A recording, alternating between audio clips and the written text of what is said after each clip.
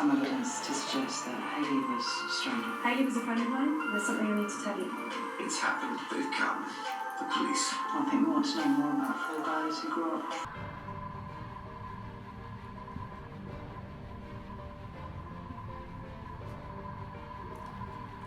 0.5% down from last week, so that's 0.6 kilos of fat.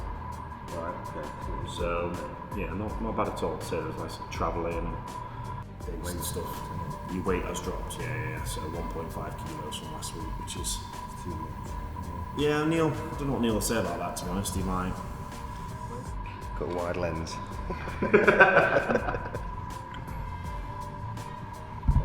Australia. So That's just a lower back. millimetre off there, yeah, 0.4 subscap. So 86.8, and then I can't compare it to anything. So in comparison to 7th, 2038, that's August. yeah, August, so a little bit further on, but it was still higher at that point, so that's actually lower now than it was in 2016. Difference you found with obviously your meal frequency is the what difference that's had here with your lean mass. So Yes. Yeah. So we have come down then in those, but yeah, all the sites are body fat wise, it's fine. It's obviously body weight, of which some of that has come from muscle mass. You know, but where then? Where's that shown? there, of which previously 81, 83, 84, and then a drop to 83 point. So it's a kilo. So that 1.5 kilos you've lost is a kilo worth of muscle and half a kilo of fat. For the first time, that's where you've trended muscle down in this prep, which is not a bad, you know. No, I know, We know why that is, you know, like I say, it's travelling, it's missing meals, it's changing, you know, training frequency. These metrics here are all indications of underfeeding, you know, with the fact that they've still dropped, that is that depletion, that's that deficit, what you'd expect to see straight away. Okay. So, you know, not a showstopper, right, at all, you know, it's still, look, the trend is 1%, 0.6, 0.5, and then what we drop. Percentage body fat, So, next week we'll see. Next Wednesday we'll see if I can get that to stabilise a bit more. Don't look so disappointed. No, it's all right. I knew it was happening. I knew it was going to happen. Obviously, in 2017 at the Olympia, I'd geared everything up and give myself the best possible chance for getting that first place. And I actually dropped places, went from 2nd to 6th in front of friends, family, sponsors, fans, huge fans. So for me, it was very difficult, something I'd not prepared myself for. And I've got to admit, it hit me very, very hard. For me, I'd moved my life over to America. I'd taken my fiancee Amy with me, left friends, family, my comfort zone. I was 2nd in the world ranked, and I was the current Arnold Classic champion. So for me, I felt like everything was in place for that first place, and I never really thought of anything prior to winning that. So obviously when I stepped off stage, coming 6th, it hit me very, very hard. I went into, I must admit, a slight depression. I had 3 months away from the gym. I just couldn't find the motivation to eat those 6 meals, to get up in the morning and do my cardio, to go to the gym and actually enjoy it. I was just turning up because I had to and I felt I needed to be in the gym, but I wasn't getting the pumps and the enjoyment out of training. So yeah, I stepped away from the gym and had 3 months, and I wanted to miss the gym. I wanted to get that fire back. And yeah, I've got to admit, it took longer than I thought it would. 3 months. Came back to my family, came back to the UK, which has been an absolute blessing for me. Having that support network around me has been amazing. Having Amy by my side, who's supported me all the way, has been really good. And it's slowly but surely coming through this summer. I've got more and more fired up, getting back into my routine.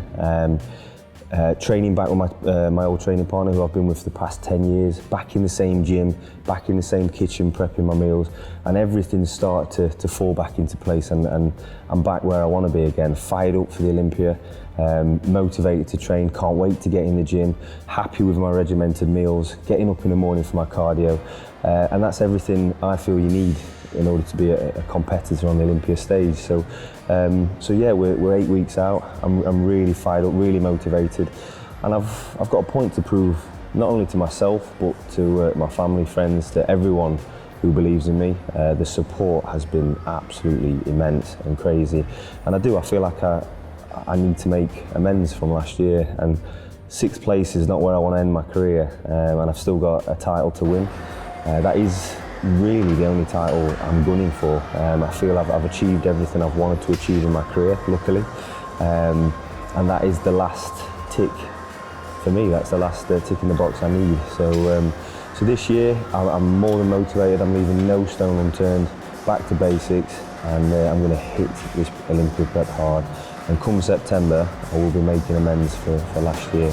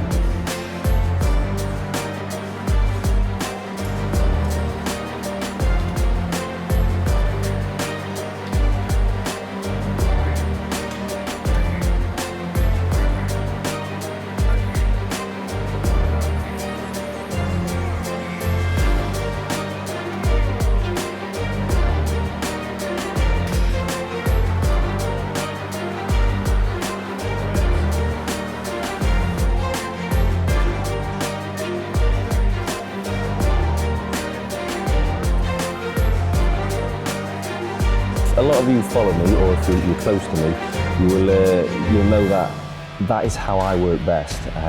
It's not really the right attitude to have, because at the end of the day, if you're the best in the world, you need to be able to deal with those pressures and yeah, those obstacles. But for me, I've always worked better as an underdog, and I feel like the pressure's off me. People are talking about all the big names, and the top 10 this year is, I'd even say the top 15 in the world is phenomenal. So it's anyone's game, and for me, I prep better like this. No one's talking about me, and for good reason. I dropped out of the top 5, so let them do the talking, and it gives me a chance to keep my head down and get to work.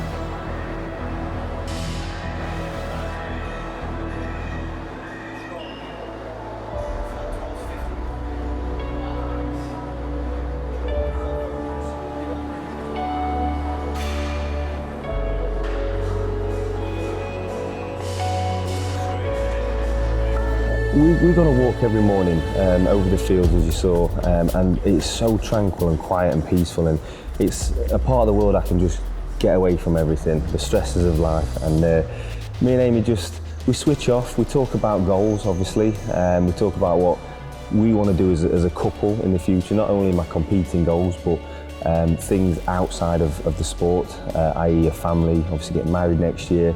We've got a big house renovation, and that's all things what I think I need to keep me stable and to keep me grounded, and to not put too much pressure on myself and to overthink things. And I've got to admit, in previous preps, i.e. the last one, that is something I did massively. I put a lot of pressure on myself. It's all I thought about for 12 weeks, and it drained me to the point where it became not as enjoyable as previous preps. It was more a case of having to, or this is what I have to do, whereas I want to do it. So those walks are a reflection of everything we've got to look forward to in the future, and obviously getting that cardio done to strip that stored fat and make sure I'm ready come game day.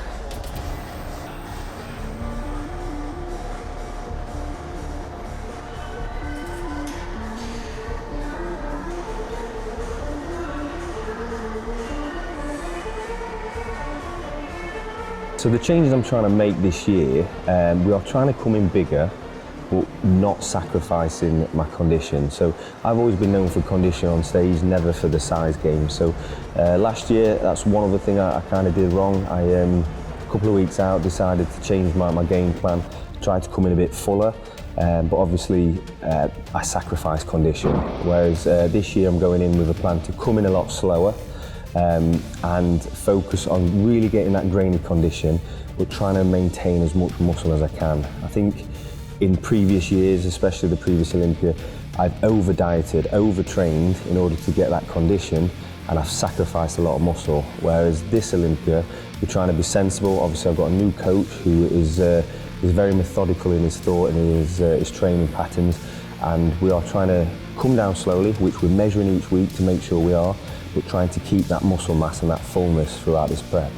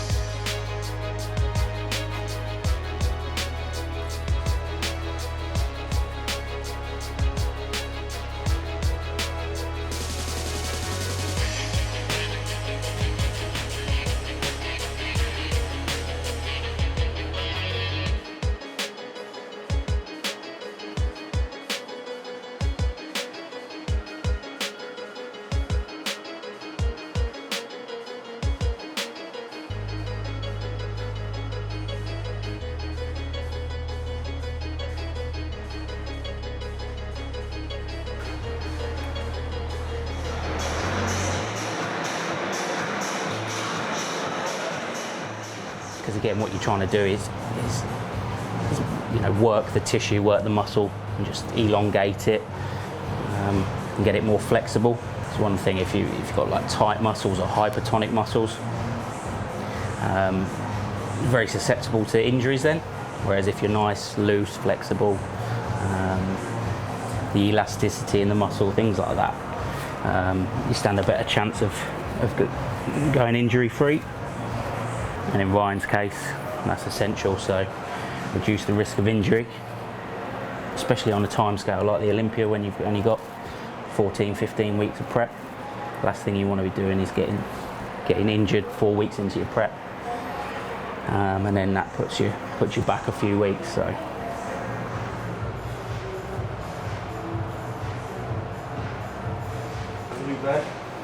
oh, that's amazing. So what are we running from the friend who ran the 5 and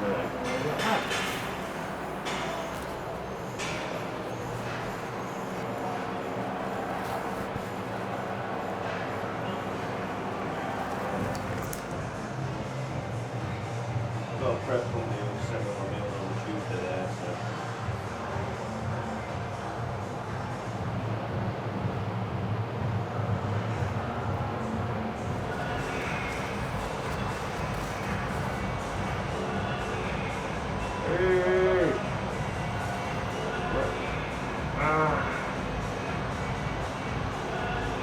So I don't know if you can see the redness in there compared to that side, so I've only just worked on this side.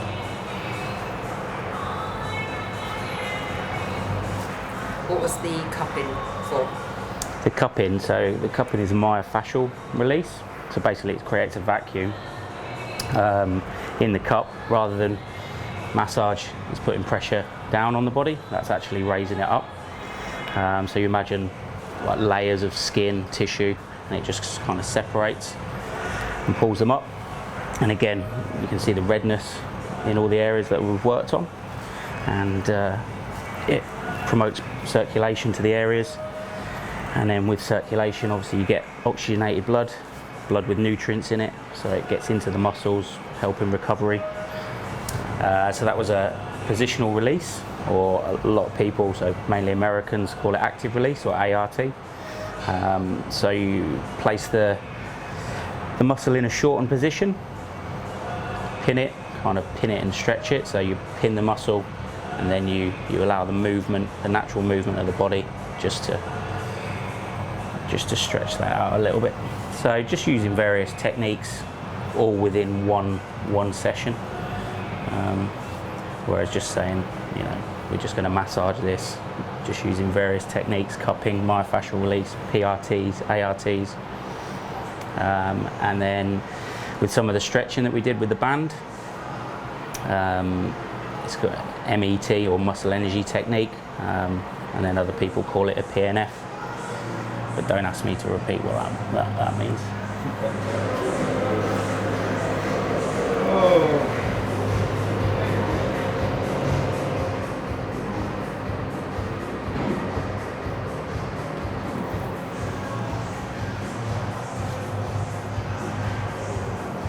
Probably the open guys, the 212s, they'll have to do different poses, so they have to be able to hit them a lot more. Whereas, how many poses have you got? 2? 2? Yeah. 3 really mandatory. Yeah. So I mean, a major one for Ryan is probably opening up his lats, and just holding that front on position. So again, if this is all tight through here, you can't actually open them out. I mean, that's one of the things we have been working on. About 3 sessions.